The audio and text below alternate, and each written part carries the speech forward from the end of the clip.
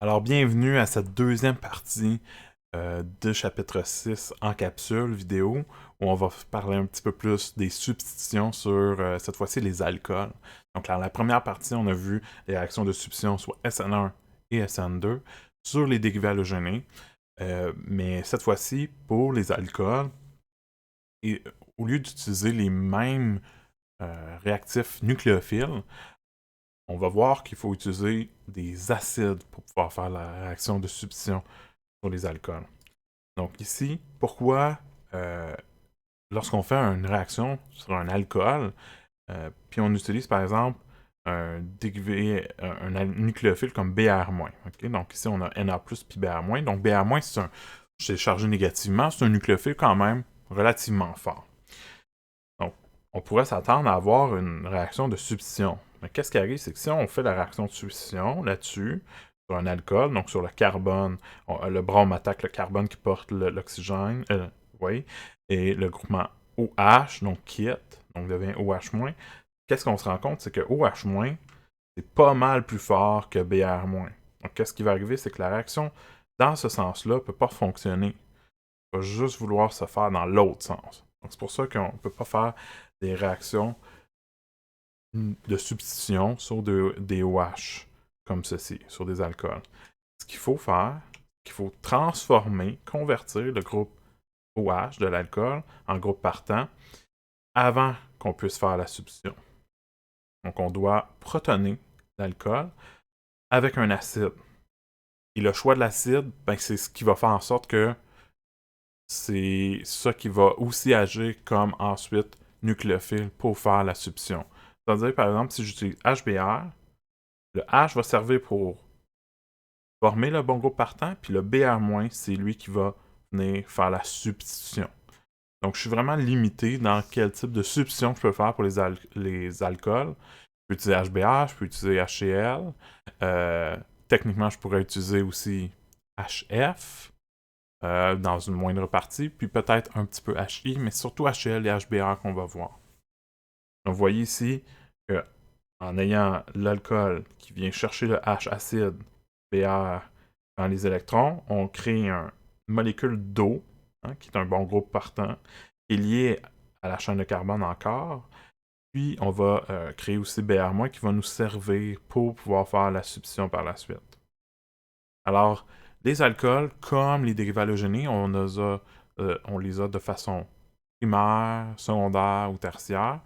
On va surtout s'arrêter aux alcools tertiaires et primaires ici.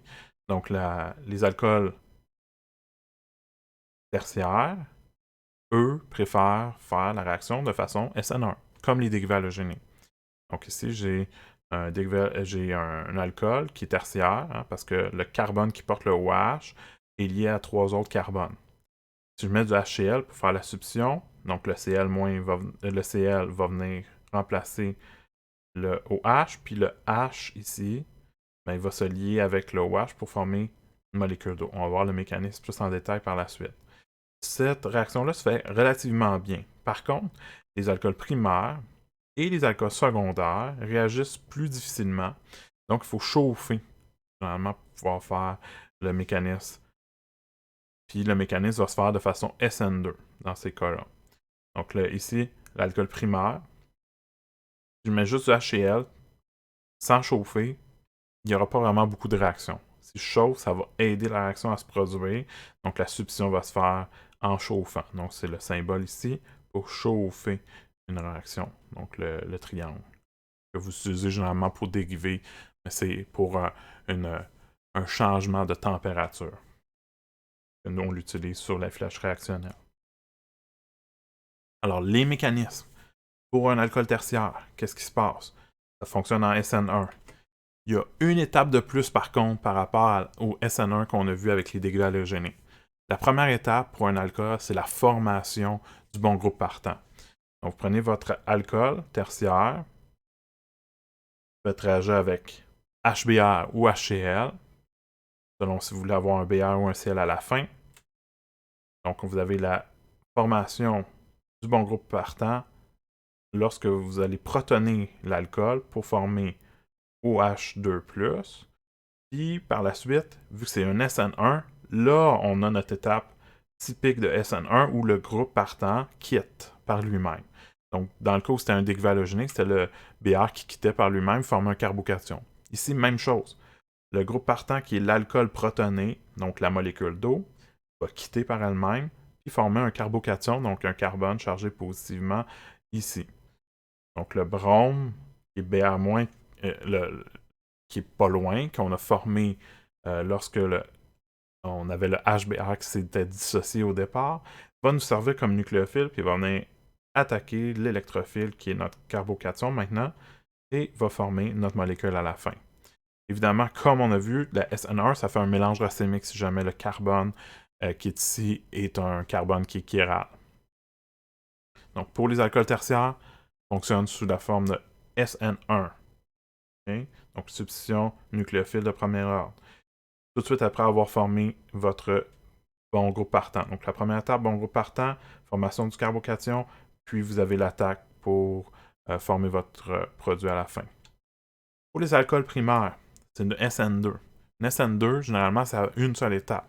Par contre, là, on rajoute une étape pour la formation du groupe partant, vu que c'est un alcool. Okay?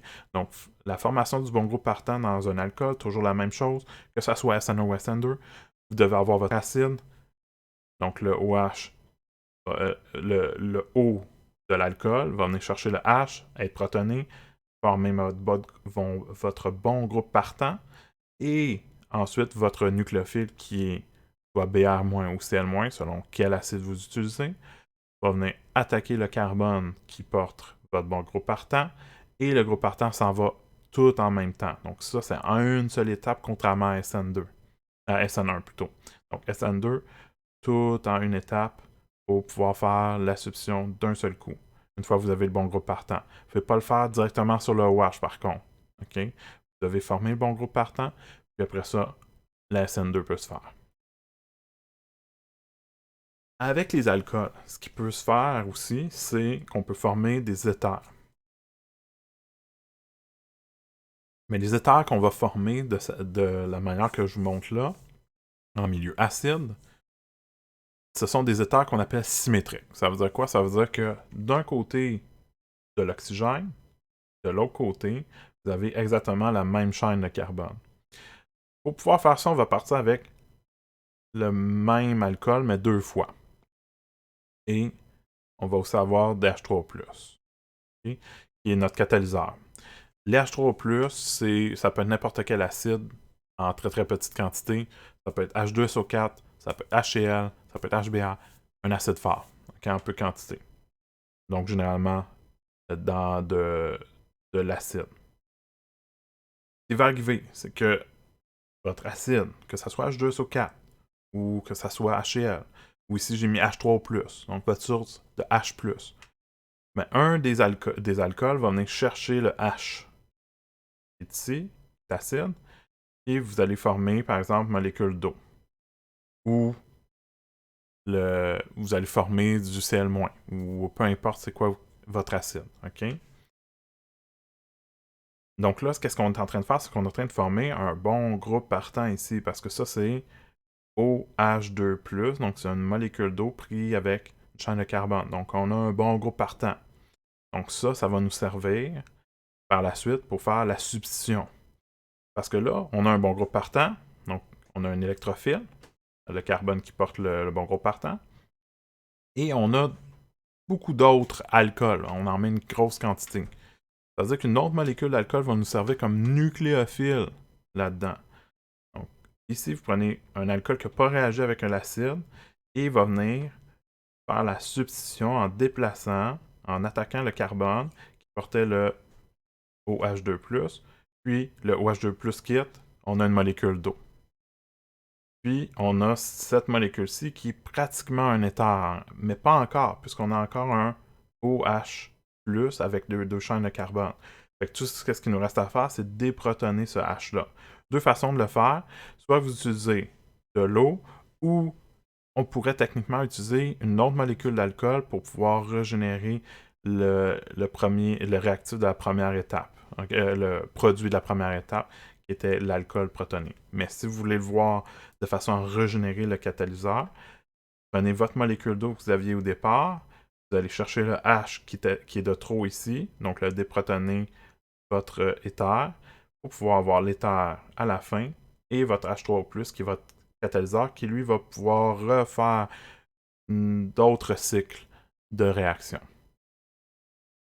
Donc cette réaction-là, là, je sais que elle vous le mélange. Je ne sais pas pourquoi exactement. Peut-être parce que c'est deux molécules d'alcool, puis vous ne voyez pas comment il y en a un qui peut être utilisé comme un électrophile, puis l'autre comme un nucléophile. Mais l'important, c'est qu'il y en a un qui va réagir avec un acide, va devenir votre électrophile, puis l'autre ne réagit pas avec l'acide, lui, il va rester comme nucléophile. Puis les deux vont joindre ensemble en expulsant une molécule d'eau, cette molécule d'eau peut être utilisée par la suite, ou encore on va pouvoir l'enlever lorsqu'on va faire de la purification à la fin de notre mélange. La question qu'on peut se demander, c'est, OK, on peut faire des éthers qui sont symétriques. Est-ce que c'est possible de faire des éthers qui sont asymétriques? Ça veut dire pas pareil d'un côté puis de l'autre avec cette méthode-là. C'est pas possible avec cette méthode-là. Pourquoi? Parce que dans le cas où c'est symétrique, c'est pas important c'est quel alcool qui va venir chercher le H+, c'est quel alcool qui va venir faire la réaction de substitution.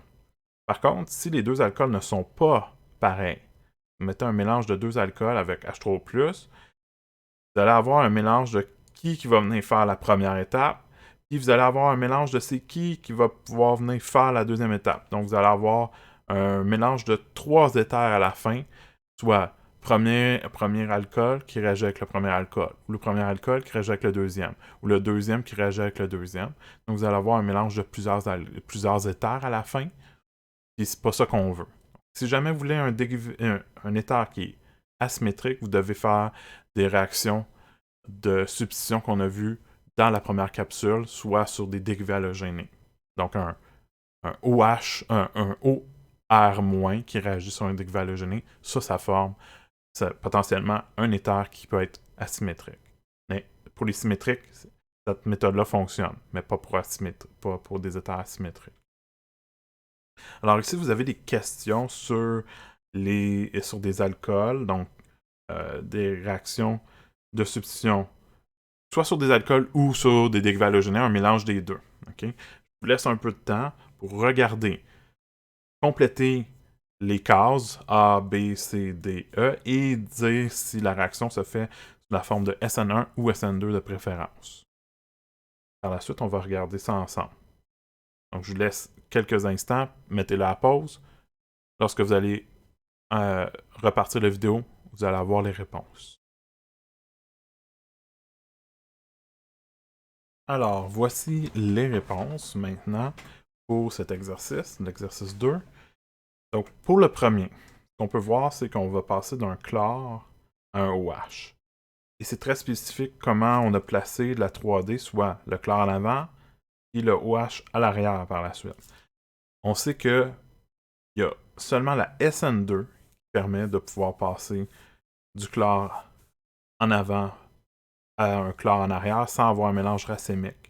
Parce que la SN1, ça nous pousse à avoir un mélange racémique. Donc on part sur un dérivé halogéné, très important de savoir sur quoi on part. Dérivé halogéné ou alcool, c'est pas pareil. Donc ici, on a un dérivé halogéné, puis on voit qu'il est secondaire, parce qu'il est lié à un carbone, qui est lié à deux autres carbones. Alors, un dérivé halogéné secondaire peut faire de la SN1 ou de la SN2, puis dans ce cas-ci, on veut de la SN2. Donc on va forcer avec le nucléophile en question à ce que le nucléophile soit fort. Donc on veut, par exemple, ici, puisqu'on veut passer à OH, on veut NaOH ou OH-. Si vous avez écrit OH-, il n'y a pas de problème. Moi, j'ai écrit NaOH pour la réponse ici. Donc, NaOH, SN2. J'ai écrit Na+, et OH-, mais il faut écrire juste NaOH d'un seul coup. Ou j'accepterais, comme j'ai dit, OH- tout simplement. Donc, c'est de la SN2 pour le A. Pour le B, ce que vous allez remarquer, c'est que il y a un alcool, il y a également, en même temps, un brome. Donc, il y a un OH puis un brome. Sauf que là, on fait réagir avec du NaCN. Le NaCN, ce qu'il faut comprendre, c'est que c'est Na+, puis CN-. Donc, c'est pas un nucléophile faible, c'est un nucléophile fort, parce que vous avez CN-. Vous avez quelque chose qui est chargé négativement. Donc, clairement, vous avez un nucléophile fort. Les alcools peuvent juste réagir avec des acides pour faire de la substitution. Ici, CN-, c'est pas un acide. Alors, il y a juste le Br qui va pouvoir réagir, parce que les dérivés halogénés, eux, peuvent réagir avec des nucléophiles, par exemple, nucléophiles forts. Donc ici, on va avoir CN- qui va pouvoir réagir sur le carbone qui porte le brome pour pouvoir faire la substitution. Puisque le Br, ici, c'est un dérivé d'halogéné secondaire, mais qu'on utilise un nucléophile fort, c'est sous la forme de SN2 que ça va se produire. Et puisqu'on a un changement de configuration qui se fait, ça veut dire un échange là, de position, ben le CN, ici vous pourriez l'avoir mis C triple N ou écrire CN, les deux ça serait acceptable, va être maintenant à l'avant, tandis que le OH, lui, il n'est pas touché par la réaction. Donc ça, c'était vraiment pour voir c'est quoi la différence entre faire agir un OH ou faire agir un dérivé halogéné. Ça ne prend pas le même type de réactif, vous devez vraiment faire attention à ça. Maintenant, pour le prochain, pour le C. Pour le C, qu'est-ce que vous allez voir, c'est que ici, à la fin, je vois clairement qu'il y a une vague comme type de lien. Ça vous dit que c'est un mélange racémique. Okay? C'est un mélange de deux énantiomères. Donc ça vous indique que si on a un mélange racémique, probablement pas de la SN2 qui a été faite. Probablement de la SN1. Si on regarde le réactif, on voit que c'est un réactif qui est un nucléophile faible parce qu'il n'est pas chargé, hein, il n'y a pas de lien ionique là-dedans. Donc, on se retrouve qu'on voit ici le OCH3 qui est là ici à la fin. Mais ça veut dire qu'on se lie sur la molécule avec un halogène qui doit être présent à cette position-là. Donc, ça ressemble à la molécule suivante. Donc, celle-ci. Moi, j'ai mis un brome. Vous auriez pu mettre un chlore. C'est comme vous désirez. Et c'est de la SN1 qui est fait pour cette réaction-là. Je n'ai pas spécifié la 3D. Vous pourriez l'avoir spécifié. Mais comme on a vu, peu importe c'est quoi votre énantiomère de départ, ça n'a aucune importance pour le produit. Ça va toujours donner un mélange racémique. Donc, vous pourriez l'avoir mis en 3D. Moi, je ne l'ai pas spécifié parce que ça n'a pas d'importance. Si ça a une importance, vous devez la mettre, la 3 dimensions, pour votre réponse. Prochaine question. Maintenant pour le D. Donc le D, on ajoute HI. HI, c'est un acide. Okay?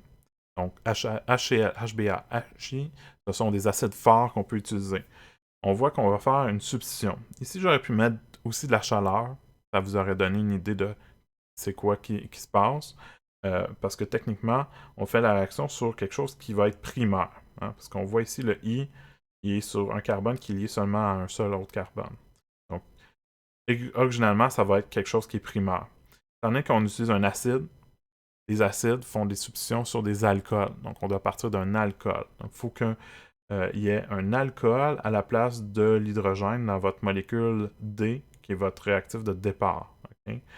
Qu'on appelle des fois substrat. Donc, un substrat, c'est votre réactif de carbone de départ. Étant donné que c'est primaire, un alcool qui va être primaire, c'est par défaut SN2. Donc, c'est pour ça que j'ai dit qu'on devrait avoir mis de la chaleur. Donc, ça devrait ressembler à ceci pour votre réponse. Donc, ce type d'alcool, SN2. Faites bien attention que le lien qui est ici avec le OH soit bien indiqué parce que ce qui arrive souvent, c'est que les gens vont seulement écrire ceci. Et là, il y a un carbone de moins que dans la molécule à la fin. Parce que là, le OH il est lié au carbone qui est là et non pas au carbone qui est ici où on remplace ce OH-là par l'iode éventuellement. Donc faites attention pour ne pas dessiner quelque chose comme ça, mais bien la réponse qui est ici. Finalement, pour le E, vous avez un alcool qui est tertiaire. Vous avez HBr, qui est un acide, donc parfait pour faire une réaction de substitution sur un alcool. Donc, vu qu'on a un alcool tertiaire, les alcools tertiaires, eux, font la réaction de substitution sous la forme de SN1. Donc, on va suivre le mécanisme SN1. SN1, on va passer par une carbocation dans le mécanisme. Ça veut dire qu'à la fin, lors de nos produits, on va avoir un mélange de 2 énantiomères possibles. Okay? Parce qu'ici, le carbone qui est là, vous allez voir, il y a 3 groupements différents. Ça veut dire qu'à la fin aussi, il va y avoir 4 groupements différents. Et là, il y a OH qu'on va remplacer par Br. Donc, c'est un carbone qui est chiral. Étant donné que la SN1 passe par une carbocation qui peut se faire attaquer des deux côtés, on va obtenir un mélange racémique à la fin. Donc, ça devrait obtenir ces 2 énantiomères-là, soit le Br à l'avant ou le Br à l'arrière. Si vous avez décidé de mettre Br avec la vague, ça serait correct. À ce moment-là, quand vous utilisez la vague, vous n'avez pas besoin de spécifier où le méthyle va être. Donc, admettons ici, je fais ça comme ça, et ça comme ceci. Donc, je veux spécifier que le Br peut être en avant ou en arrière. Je ne vais pas spécifier si le méthyle va être aussi en avant ou en arrière. Pour qu'il le mette aussi en vague, mais on comprend que puisque le Br peut être en avant ou en arrière, ben, le méthyle va être à l'autre endroit. Donc, soit vous écrivez les 2 énantiomères, ou vous me l'écrivez avec la vague, ou encore, vous écrivez le premier, puis plutôt que de dessiner le deuxième, vous pouvez écrire juste plus énantiomère. J'accepte aussi ça. Mais à l'examen, si vous avez un mélange racémique, il faut vraiment que ça soit spécifié. Par contre, si vous m'écrivez que vous avez un énantiomère plus un autre, alors que ce n'est pas le cas, que ce n'est pas un mélange racémique, le produit, vous allez perdre des points. Donc faites attention, faites pas par défaut tout le temps mettre le mélange racémique, parce que des fois, ça peut vous faire perdre des points. Puis si vous oubliez de le faire s'il y a un mélange racémique, ben, vous allez aussi perdre des points à ce moment-là. Donc faites attention, je veux vraiment que vous soyez clair sur quel produit ou quel mélange de produits vous devez obtenir à la fin. Maintenant, ce que je vais vous parler, c'est l'exercice 3. L'exercice 3, il est particulier. Pourquoi? Parce qu'il est différent de ce qu'on a vu jusqu'à maintenant. Ce qu'on a vu jusqu'à maintenant, c'est 2 types d'exercices. Dans le chapitre 5, on a fait beaucoup de ce qu'on appelle les mécanismes. Donc, vous avez dessiné des mécanismes que je vous demandais à partir d'une réaction quelconque. Mais par contre, dans le chapitre 6, on a vu surtout des réactions où il manquait des informations, ce que j'appelle des boîtes vides. Okay? Donc, compléter, par exemple, compléter quel est le produit de départ, donc le réactif de départ, ou quels sont les réactifs à ajouter à cette molécule de carbone-là, ou c'est quoi les produits qu'on obtient à la fin. Donc ça, c'est des boîtes vides. Vous devez les remplir. Maintenant, pour l'exercice 3, ici, on a un problème qu'on appelle de synthèse. Problème de synthèse, vous devez me donner une liste de réactions. Généralement, une petite liste, ça peut être 2-3 réactions qu'on doit faire de façon consécutive pour arriver à passer de la molécule qui est ici et former la molécule qui est là. Là, ici, il y a 3 flèches. Ça ne veut pas dire qu'il y a 3 étapes. Les 3 flèches qui sont là, ça veut juste dire en plusieurs étapes. OK? Ça peut être en 2. Ça peut être en 3, mais ça pourrait être en 4 ou un petit peu plus. Mais pour commencer, généralement, on va se limiter à pas mal autour de 4 étapes maximum là, au départ. Okay? Donc, généralement 2, 3, des fois 4. Dans ce type de problème-là, contrairement aux mécanismes, les mécanismes, vous dessinez tout le mécanisme avec toutes les flèches qui déplacent tous les électrons. Dans les problèmes de synthèse, comme celui-là, je ne veux pas voir de mécanisme. Vous ne dessinez pas de mécanisme. Si vous voulez vous dessiner les mécanismes sur une feuille brouillon, il n'y a pas de problème, mais vous ne devez pas le mettre dans votre réponse. Okay?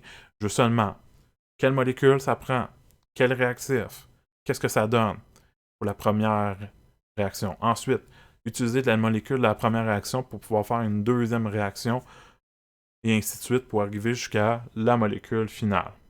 OK? Je vais vous montrer un petit peu comment faire à partir du A. Puis après ça, vous pourrez essayer de voir qu'est-ce que vous pouvez faire pour le B. Pensez un petit peu. Je comprends que ce type de problème-là, c'est vraiment le plus difficile que vous pouvez avoir pour commencer dans ces premiers chapitres-là. On va avoir encore plus ensuite dans le chapitre 7 et le chapitre 9. Plus on a de réactions, plus on peut faire des synthèses. Et c'est pourquoi moi, je vous suggère toujours d'avoir une liste de vos réactions en quelque part, structurée, à votre façon, pour que vous puissiez savoir quelle réaction j'ai dans mon coffre à outils que je peux utiliser pour faire des synthèses. Okay? Parce que faire des synthèses, c'est quand même quelque chose qui est un petit peu plus... qui demande une bonne compréhension de toutes vos réactions. Si vous avez oublié une réaction, puis vous en avez besoin dans une synthèse, bien vous êtes fait. Parce que vous allez bloquer, probablement. Si jamais vous bloquez durant des problèmes comme celui-ci, faites-en le plus que vous pouvez, puis laissez des flèches vides au pire qui montrent que ben vous saviez que vous deviez vous rendre jusqu'à cette molécule-là, mais que vous saviez pas par la suite quoi faire. Moi, je vais chercher des points sur qu'est-ce qui est logique dans la mesure de est-ce que c'est une étape qui était quelque chose qui était intéressante, qui vous amenait vers votre but ou non. Est-ce que si c'est pas une réaction qui était possible ou si ça mène nulle part, à ce moment-là, c'est sûr que je ne donnerai pas des points, mais au moins, plutôt que d'écrire rien, vous allez avoir une possibilité d'avoir des points. Alors, pour la première synthèse qui est ici, qu'est-ce qu'on a? On part d'une molécule qui a une double liaison ici. Là, si je regarde la molécule à la fin, ça, souvent, c'est mon analyse que je vais faire. Je vais regarder, je vais comparer la molécule de départ à celle finale que je veux avoir après les plusieurs étapes, plusieurs réactions. Je vois que maintenant, la double liaison n'est plus là, mais j'ai le même nombre de carbone. Ça, c'est super important, parce qu'on a vu juste une réaction qui permet de faire des liens, ajouter des carbones. Hein, c'est avec les sels d'alcyne. Mais ici, j'en ai pas besoin. J'ai besoin de modifier, par contre, qu'est-ce qui arrive autour de la double liaison. Je veux 2 alcools à la fin. Je ne connais pas de réaction qui me permet de passer directement de un alcène à 2 OH.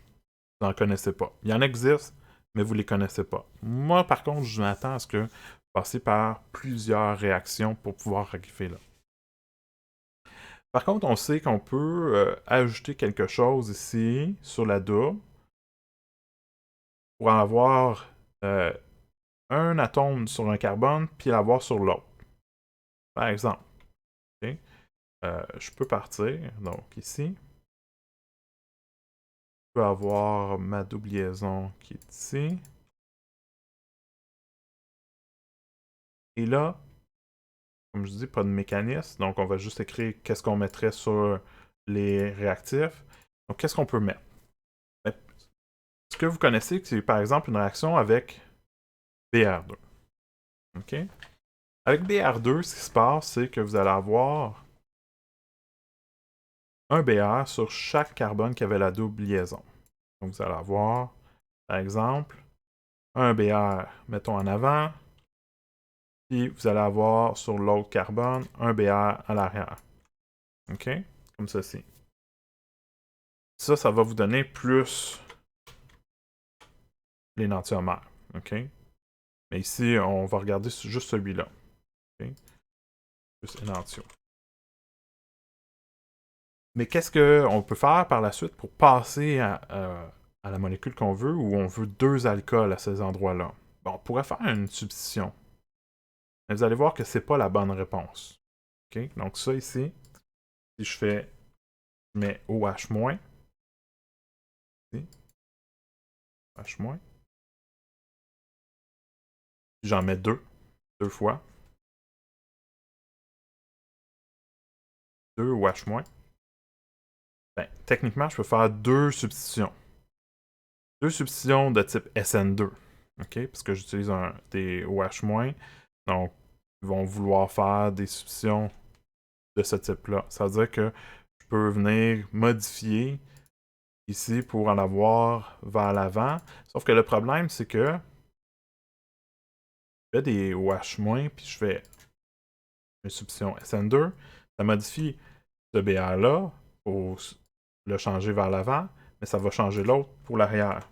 Et la même chose pour l'énantiomère. OK? Il va avoir, au fond, toujours avant-arrière possible, en passant par la SN2 comme ça. Ça veut dire que c'est pas la même chose que ce que je veux. Ce que je veux, c'est vraiment les deux wash en avant ou les deux wash en arrière. OK? Là, j'aurais pu spécifier que j'accepte l'un ou l'autre. Mais ici, ce que j'ai dans mon développement jusqu'à maintenant, ça ne me permet pas de l'avoir. Je suis pas loin par contre, parce que j'ai les deux wash, donc j'ai la bonne stratégie. La chose qu'on a vue, c'est que BR2, tout seul, ça met 2 BR. Mais si on ajoute BR2 avec H2O, si je vais ajouter H2O, les deux ensemble, on peut séparer par une virgule ou pas, là, c'est comme vous préférez. Donc ici, je vais mettre virgule. Donc, BR2 et de l'eau, plutôt que d'avoir 2 BR, ce que je vais avoir, c'est que je vais avoir déjà un OH qui va être déjà sur un des deux positionnements, un des deux carbones. Le OH va toujours se positionner sur le carbone qui est le plus substitué en carbone, parce que ça passe par un carbocation d'une certaine manière, pas exactement, mais ça préfère passer par là pour l'attaque lors de l'ouverture du bromonium. Donc je vais avoir celui-là. Et là, qu'est-ce que je peux faire? C'est qu'à ce moment-là, plutôt que de faire une substitution double, puisque maintenant j'ai juste un BR à substituer, je vais juste mettre un NaOH, une source de OH-. Et là, puisque l'autre OH est déjà placé correctement, soit en avant, plus évidemment l'énantiomère, là, ben là, qu'est-ce qui va se passer? C'est que je fais une substitution SN2, mais le BR qui est ici, qui est à l'arrière, lorsqu'il est substitué par OH-, par SN2, il y a une inversion de configuration. Donc maintenant, le OH est aussi en avant. Donc j'ai deux OH en avant. Donc ça ici, ça serait la bonne réponse. Là, je l'ai mis comme ça parce que je manque d'espace, mais vous pouvez le faire tout d'une liste. Ou des fois, ce que les gens font, c'est qu'ils me font première réaction. Voici la molécule obtenue lors de la première réaction. Ils me réécrivent. Voici la deuxième réaction. Voici le produit. Okay? Vous pouvez faire comme vous voulez. Vous pouvez faire comme ceci avec première réaction, voici le produit. Mais je veux pas de mécanisme, je veux pas de flèche qui montre le déplacement des électrons. Okay? Si vous voulez le faire pour être capable de suivre correctement qu'est-ce qui se passe, est-ce que vous êtes sur la bonne voie, vous pouvez le faire sur une feuille à part que vous n'avez pas besoin de montrer par la suite. C'était quoi votre développement, pourquoi vous êtes arrivé à ça. Moi, ce que je veux voir, c'est juste la liste. Première réaction, deuxième réaction, et on arrive au produit. Ou, lorsque c'est nécessaire, 3 réactions. Donc ça, c'est pour le A. Pour le B, je vais vous donner un petit indice pour vous partir, puis ensuite, je vais vous laisser un peu de temps, ça veut dire que je vais vous demander de mettre la pause par la suite. Donc pour le B, ce que vous allez remarquer, c'est qu'ici, vous partez avec une molécule qui a 3 carbones puis un BR. Et à la fin, ici, vous avez 1, 2, 3 carbones, 4, 5, 6 carbones. Vous avez 6 carbones. Donc, clairement, il y a un changement du nombre de carbone par rapport à ce qu'on avait au départ. On doit ajouter des carbones. Vous connaissez seulement une molécule, un réactif qui peut faire ça, sont les sels d'alcyne. Donc, les sels d'alcyne doivent faire des substitutions pour pouvoir ajouter des carbones. Donc, vous avez déjà comme votre première étape potentiellement qui est là, parce que vous avez un dégueu halogéné. Les sels d'alcyne fonctionnent sur des dégueux halogénés. Donc, en comprenant vos réactions, vous êtes capable de pouvoir faire les liens avec ce que vous avez besoin pour pouvoir construire votre synthèse. Okay? Donc, je vais vous laisser mettre à pause, puis au retour, je vais vous donner, lorsque vous allez continuer, vous allez avoir la réponse par la suite. Okay? Donc, mettez à la pause, essayez de faire cette synthèse-là. Plus vous en faites des synthèses, mieux ça va être pour vous, bien comprendre, parce que ça vous aide à comprendre toute la matière. Alors, au retour, la réponse. Alors, voici la réponse maintenant. Donc, je vous montre qu'est-ce que vous devriez avoir pour cet exercice-là. Alors, qu'est-ce que ça demande? En partant du produit de dégueu halogéné primaire qu'on avait au départ, vous devez utiliser un sel d'alcyne. Donc, une alcyne, puisqu'on passe de 3 carbones à 6 carbones à la fin, vous devez utiliser un sel d'alcyne de 3 carbones. La triple liaison, il y a déjà 2 carbones, donc il faut un troisième carbone, un CH3 ici au bout.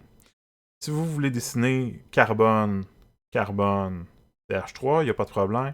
Moi, je ne les ai pas mis, je les ai laissés en stylisé. Ici, il y a un côté, c'est le côté où normalement il y aurait un H, mais là, il y a une charge négative. Donc, c'est pour ça que c'est un sel d'alcyne. C'est un alcyne qui est chargé négativement sur un des côtés, un côté qui n'a pas de carbone. Ça, ici, c'est notre nucléophile pour faire la substitution. Ça veut dire que la triple liaison va venir remplacer le brome. Où est-ce qu'il y avait le brome? Maintenant, vous avez une liaison triple. Donc, liaison triple, 1, 2, 3, en ligne ici, OK, à l'endroit où il y avait le brome. OK?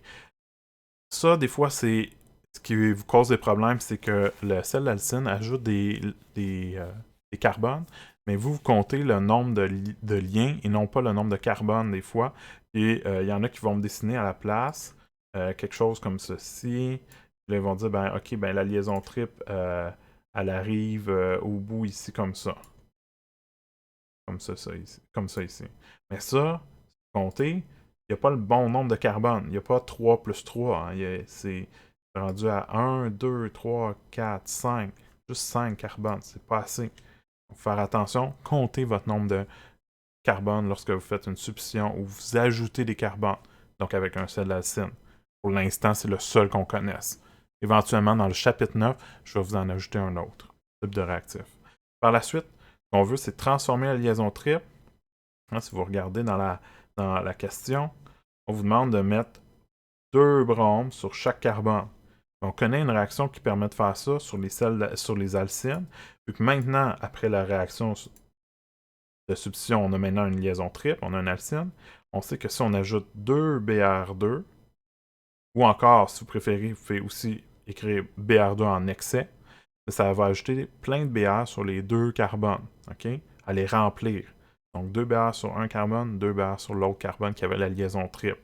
Des fois, ça aussi, ça vous mélange parce que là, la forme change, parce qu'ici, c'était linéaire, puis maintenant, ça, c'est en forme vraiment comme zigzag. Ben, ce que vous pouvez faire, c'est noter. OK, ça, c'est carbone 1, 2, 3. Ben, ça, c'est 1, 2 et 3. Donc, c'est où il y avait la liaison triple que les bromes. OK? Alors, plus vous en faites des synthèses, mieux ça va être pour vous, pour pouvoir vraiment gérer comment voir les choses. Puis vous allez voir qu'il y a certaines synthèses qui utilisent pas mal les mêmes types de réactions pour arriver à des molécules à la fin qui sont légèrement différentes, mais le fonctionnement est pas mal le même. Okay? Le chemin est pas mal souvent le même. Alors moi, je vous suggère de faire les exercices dans le manuel, mais aussi dans le cahier bleu. Vous avez ici, j'ai spécifié ici, c'est le numéro comme 19, mais en réalité, c'est un numéro 16, mais il y a 2 numéros 16 dans ce chapitre-là. Je ne sais pas pourquoi, c'est une petite erreur qui s'est glissée. Puis je vous ai spécifié, c'est vraiment celui en page 69 de votre cahier. Là, ça, c'est la bonne page. Okay?